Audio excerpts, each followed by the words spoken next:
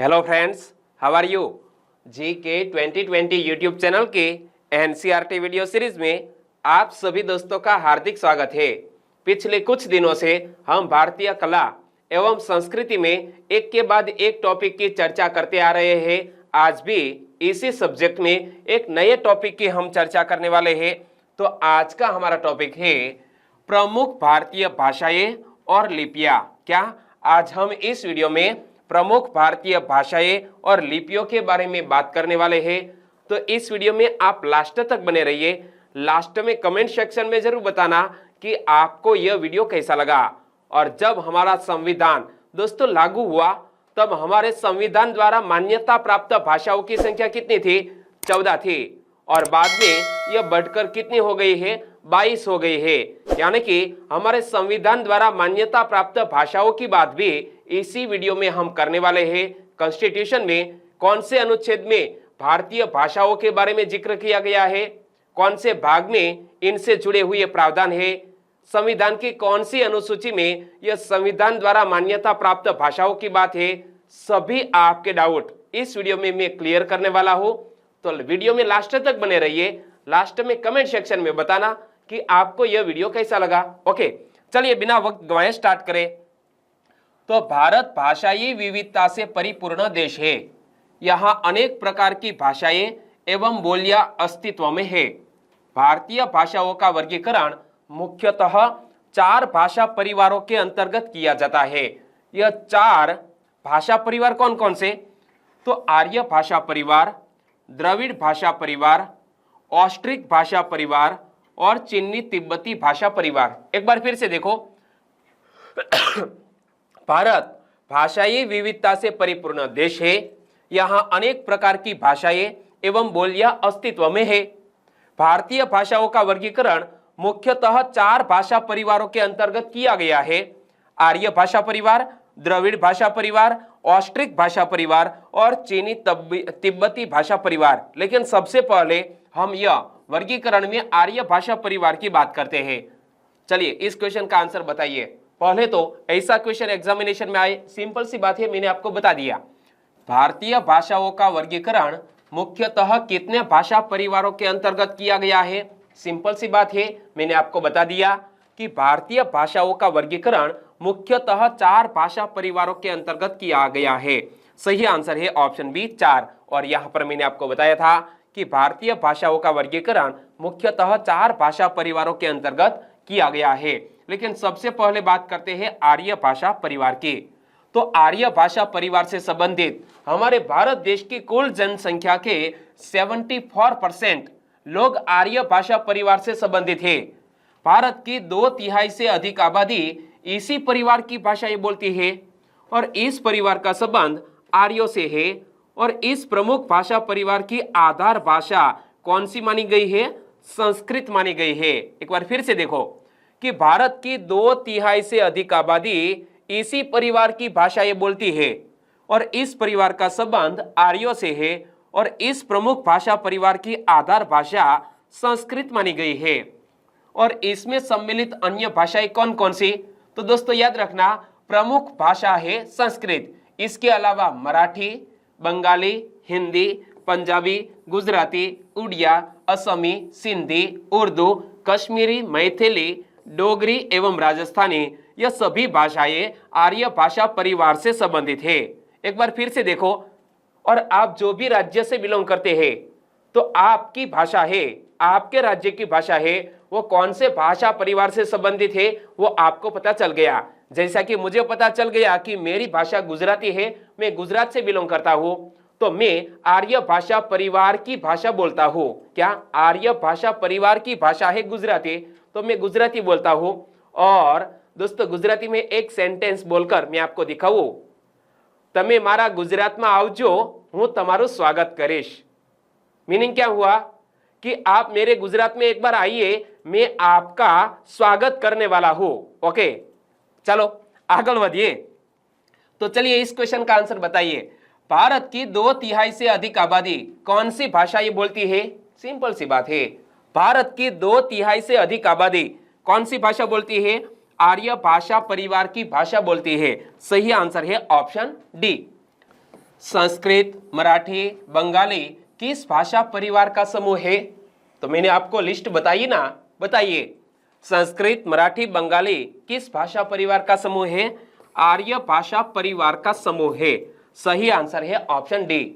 आगे द्रविड़ भाषा परिवार की बात करें तो हमारे भारत देश की कुल आबादी के तकरीबन 24% लोग द्रविड़ भाषा परिवार की भाषा बोलते हैं और यह भारत के दक्षिणी हिस्से में बोली जाने वाली विभिन्न भाषाओं का एक परिवार है। कहां पर? भारत के दक्षिणी हिस्से में बोली जाने वाली विभिन्न भाषाओं का एक परिवार है द्रविड़ भाषा परिवार। तो आपको मैप के जरिए आसानी से समझ में आ जाएगा। जैसा कि तमिलनाडु है, केरल है, आंध्र प्रदेश है, कर्नाटक है, तो हमारे जो दक्षिणी राज्य है वहां पर कौन सी भाषा का प्रयोग होता है? दक्षिणी भाषा परिवार का प्रयोग होता है। तो देखो, इस भाषा परिवार में मुख्य रूप से तमिल, मलयालम, कन्नड़, तेलुगु ऐसी भाषाएं दोस्तों द्रविड़ भाषा परिवार के अंतर्गत आती है। कौन कौन सी भाषाएं? तमिल, मलयालम, कन्नड़ और तेलुगु। चलिए आंसर बताइए कि द्रविड़ भाषा परिवार का संबंध भारत के किस क्षेत्र से है? तो मैंने आपको बताया कि दक्षिणी क्षेत्र से संबंधित है यह द्रविड़ भाषा परिवार। और यहां मैप में देख सकते हैं, यह है कर्नाटक, आंध्र प्रदेश, तमिलनाडु और केरल। तो सही आंसर बन गया दक्षिण भारत से संबंधित है द्रविड़ भाषा परिवार का समूह। चलिए इस क्वेश्चन का आंसर बताइए कि तमिल, मलयालम, कन्नड़, तेलुगु भाषाएं किस भाषा परिवार का समूह है? तो यह द्रविड़ भाषा परिवार का समूह है। कौन सी? द्रविड़ भाषा परिवार का समूह है तमिल, मलयालम, कन्नड़, तेलुगु। ओके, आगे बात करें तो ऑस्ट्रिक भाषा परिवार की बात करें। हमारे भारत देश में ऑस्ट्रिक भाषा परिवार संबंधित कितनी जनसंख्या है? 1.2%, 1.2%। तो पूर्व व मध्य भारत के वन क्षेत्रों एवं पहाड़ी इलाकों में प्रचलित भाषाएं इस भाषा परिवार की सदस्य है। और ये भाषाएं कौन कौन सी? ऑस्ट्रिक भाषा परिवार की भाषाएं कौन कौन सी? संथाली, मुंडा, उराव, मान, खमेर, गोंडी एवं मंदारी। यह पूरी जो भाषा की लिस्ट है वो ऑस्ट्रिक भाषा परिवार से संबंधित है। एक बार फिर से देखो कि पूर्वी व मध्य भारत के वन क्षेत्रों एवं पहाड़ी इलाकों में प्रचलित भाषाएं इसी भाषा परिवार की सदस्य है। और ये भाषाएं संथाली, मुंडा, उराव, मान, खमेर, गोंडी एवं मंदारी। चलिए आंसर बताइए कि संथाली, मुंडा, उराव निम्न में से किस भाषा परिवार का समूह है? तो मैंने किसका जिक्र किया? ऑस्ट्रिक भाषा परिवार का यह समूह है। सही आंसर है ऑप्शन बी। आगे दोस्तों चीनी तिब्बती भाषा परिवार की बात करें तो हमारे भारत देश की कुल जनसंख्या के 0.6% लोग ही यह चीनी तिब्बती भाषा परिवार से संबंधित है। ये भारत के उत्तर पूर्वी यानी कि नॉर्थ ईस्ट हिस्से में बोली जाने वाली भाषाएं हैं। लद्दाखी, तिब्बती, नागा, कचिन, शेखा, चंबा, लाहौली, लेप्चा, आरका, डफला, बोडो, मिश्मी आदि भाषाएं इसमें शामिल है। क्या दोस्तों? चीनी तिब्बती भाषा परिवार से संबंधित भाषाएं कौन कौन सी? तो लद्दाखी, तिब्बती, नागा, कचिन, शेखा, चंबा, लाहौली, लेप्चा, आरका, डफला, बोडो, मिश्मी आदि भाषाएं यह चीनी तिब्बती भाषा परिवार की भाषाएं हैं। और किस क्षेत्र से संबंधित है?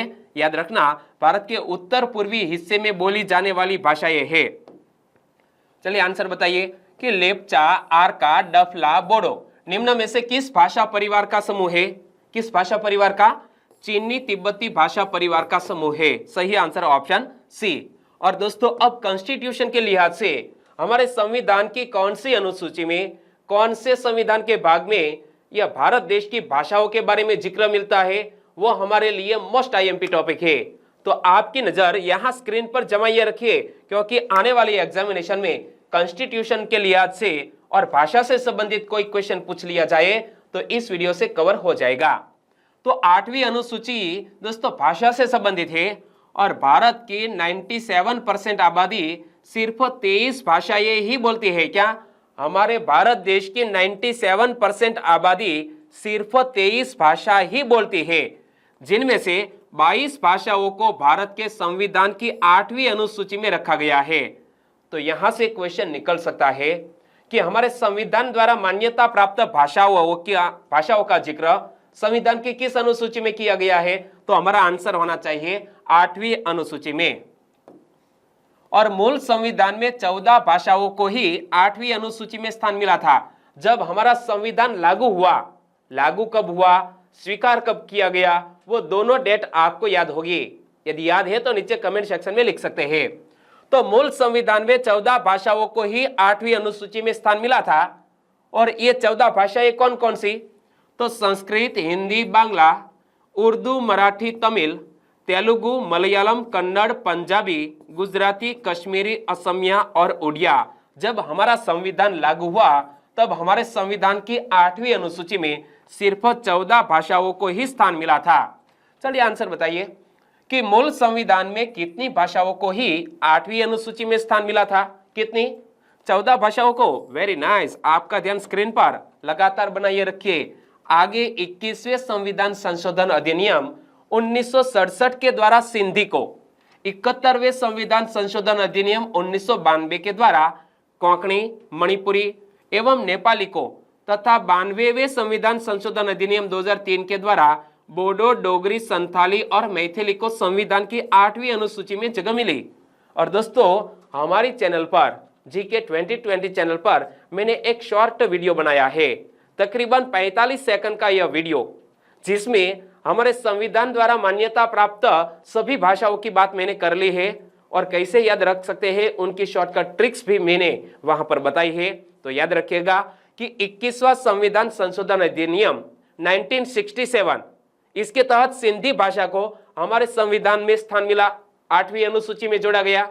बाद में 71वें संविधान संशोधन 1992 में 3 भाषाओं को जोड़ा गया और उनके लिए मैंने एक सूत्र आपको बताया था, फॉर्मूला बताया था, कॉमन।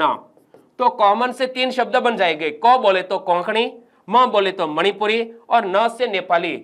तो यह 71वें संविधान संशोधन 1992 में कॉमन को जोड़ा गया, कोंकणी, मणिपुरी, नेपाली को जोड़ा गया। ओके।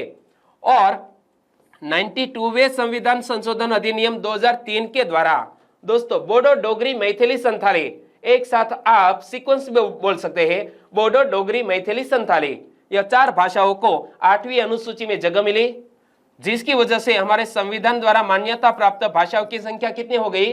22 हो गई। चलिए बताइए कि कौन से संविधान संशोधन अधिनियम द्वारा बोडो, डोगरी, मैथिली, संथाली को संविधान की 8वीं अनुसूची में शामिल किया गया है? कौन से संविधान संशोधन के द्वारा? तो 92वें संविधान संशोधन अधिनियम 2003 द्वारा यह 4 भाषाओं को हमारे भारत देश के संविधान की 8वीं अनुसूची में जगह मिली है।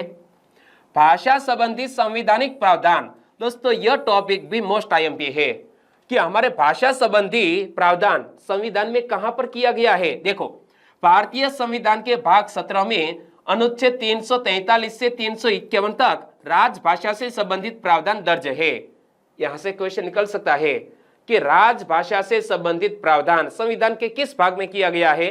तो भाग 17 में, और आर्टिकल 343 से लेकर 351 तक। ओके, ये दोस्तों आर्टिकल भी आपको याद रखने होंगे। समस्त भारतीय भाषाओं में हिंदी बोलने और समझने वालों की सर्वाधिक संख्या के कारण हिंदी को संघ की राजभाषा के रूप में मान्यता प्राप्त की गई है। क्या? हिंदी को राजभाषा के रूप में मान्यता प्रदान की गई है, जिसकी वजह क्या है? हमारे भारत में सर्वाधिक बोलने वाली और समझने वाली भाषा में टॉप लेवल पर कौन है? हिंदी भाषा है। और संविधान के अनुच्छेद 343(1) के अनुसार संघ की भाषा हिंदी तथा लिपि देवनागरी होगी।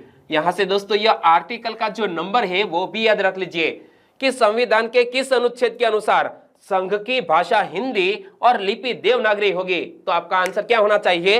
अनुच्छेद 343(1). और संविधान के अनुच्छेद 348 के अनुसार सुप्रीम कोर्ट तथा हाई कोर्ट का कामकाज अंग्रेजी में ही होगा। दोस्तों, हमारी सुप्रीम कोर्ट और हमारे सभी राज्यों में, जो भी राज्य में हाई कोर्ट है, वहां पर जो पूरी कार्यवाही चलती है ना, वो हिंदी नहीं बल्कि इंग्लिश भाषा में चलती है, जिसकी वजह है हमारे संविधान का आर्टिकल 348, क्योंकि यहां पर प्रावधान किया गया है कि संविधान के अनुच्छेद 348 के अनुसार सुप्रीम कोर्ट तथा हाई कोर्ट का कामकाज किस भाषा में होगा? इंग्लिश भाषा में होगा। चलिए आंसर बताइए कि संविधान के किस भाग में राजभाषा से संबंधित प्रावधान किया गया है? संविधान के किस भाग में राजभाषा से संबंधित प्रावधान किया गया है? सही आंसर है ऑप्शन ए, संविधान का भाग 17। संविधान के किस अनुच्छेद के अनुसार सुप्रीम कोर्ट तथा हाई कोर्ट का कामकाज अंग्रेजी में ही होगा? कौन सा आर्टिकल? मैंने आपको बताया अनुच्छेद 348। ओके, सही गैस किया। सही आंसर है ऑप्शन ए कि हमारे संविधान के किस अनुच्छेद के अनुसार सुप्रीम कोर्ट तथा हाई कोर्ट का कामकाज अंग्रेजी में होगा? संविधान के अनुच्छेद 348। क्या आपको डाउट है? चलिए मैं दिखा देता हूं। यहां पर क्या लिखा है? संविधान के अनुच्छेद 348 के अनुसार सुप्रीम कोर्ट तथा हाई कोर्ट का कामकाज किस भाषा में होगा? अंग्रेजी में ही होगा। ओके, संसद तथा विधान मंडल में प्रयोग की जाने वाली भाषा के संदर्भ में संविधान के अनुच्छेद 120 तथा 210 में प्रावधान किए गए हैं कि यहाँ का कामकाज हिंदी, अंग्रेजी तथा मातृभाषा में हो सकता है। क्या हमारे संसद में आप चाहे लोकसभा या राज्यसभा टीवी, जो कि वर्तमान में नाम बदल दिया गया है, संसद टीवी नाम रखा गया है, तो वहां पर जो पूरी प्रक्रिया यानी कि हमारे जो संसद के सदस्य बोलते हैं किस लैंग्वेज में बोल सकते हैं, चाहे अपनी हिंदी भाषा में, इंग्लिश भाषा में बोल सकते हैं। तो यहां पर हमारे संविधान के अनुच्छेद 120 और 210 में प्रावधान किया गया है कि यहां संसद तथा विधान मंडल में प्रयोग की जाने वाली भाषा हिंदी, अंग्रेजी अथवा तो मातृभाषा हो सकती है। मतलब आप गुजरात से बिलोंग करते हैं तो आप वहां पर गुजराती भाषा भी बोल सकते हैं। और संविधान का अनुच्छेद 29 और 30 अल्पसंख्यकों को अपनी भाषा और संस्कृति की रक्षा का अधिकार प्रदान करता है। कौन सा अनुच्छेद? अनुच्छेद 29 और 30 अल्पसंख्यकों को अपनी भाषा और संस्कृति की रक्षा का अधिकार प्रदान करता है। आगे दोस्तों, जनगणना में भाषाई स्थिति की बात करें तो हमारे भारत देश में प्रति 10 साल में एक बार जनगणना की जाती है। 1971, 81, 1991, 2001, 2011 और दोस्तों कोविड-19 के कारण 2021 में जनसंख्या की गणना नहीं हो सकी है, लेकिन आने वाले वक्त में 2023 तक के लिए पोस्टपोन कर दिया गया है जनसंख्या को। ओके, तो सेंसस, जिस जनगणना को इंग्लिश में क्या बोलते हैं? सेंसस। तो जनगणना में भाषाई स्थिति सर्वप्रथम 1971 की जनगणना में भारतीय भाषाओं के संदर्भ में विस्तृत जानकारियां एकत्र की गई। तो क्या इंफॉर्मेशन सामने आई? 1971 की जनगणना के अनुसार भारत में 1652 मातृभाषाएं और 187 भाषाएं थी। कितनी? हमारे भारत देश में 1971 के अनुसार 1652 मातृभाषाएं तथा 187 भाषाएं थी और इन 187 भाषाओं में 94 भाषाएं 10,000 से भी कम लोग के द्वारा बोली जाती थी तथा सिर्फ 33 भाषा ही ऐसी थी जिनके बोलने वालों की संख्या 1 लाख से अधिक थी। क्या हमारे भारत देश में दोस्तों 1971 की जनगणना के अनुसार जो डेटा निकलकर सामने आया, इसमें आपको पता चल गया कि 1652 मातृभाषाएं, 187 भाषाएं, 187 भाषाओं में भी 94 भाषाएं ऐसे कि जो बोलने वालों की संख्या 10,000 से भी कम और सिर्फ 33 भाषाएं ऐसी कि जो बोलने वालों की संख्या है 1 लाख से अधिक। और 2001 की जनगणना में 10,000 से ज्यादा लोगों द्वारा बोली जाने वाली 122 भाषाओं तथा 234 मातृभाषाओं को अधिसूचित किया गया। People's linguistic survey of India, क्या people's linguistic survey of India के अनुसार भारत में 780 मातृभाषाएं और 66 लिपियां अभी भी विद्यमान है। क्या ये दोस्तों जो डेटा है 2001 के आसपास का है। तो People's linguistic survey of India के अनुसार भारत में 780 मातृभाषाएं और 66 लिपियां अभी भी विद्यमान है।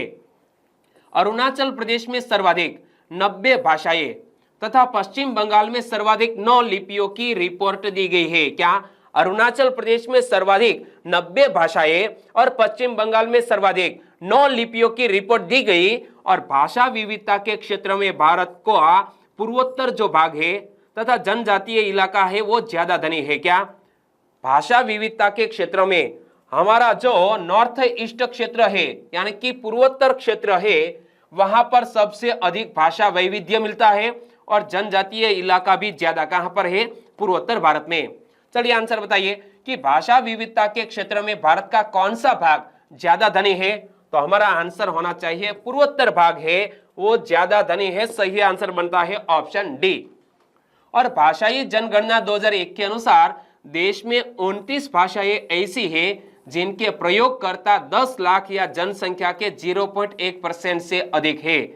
और इनमें हिंदी, दोस्तों हमारे भारत देश में हिंदी बोलने वालों की आबादी कितनी है? 41.03%।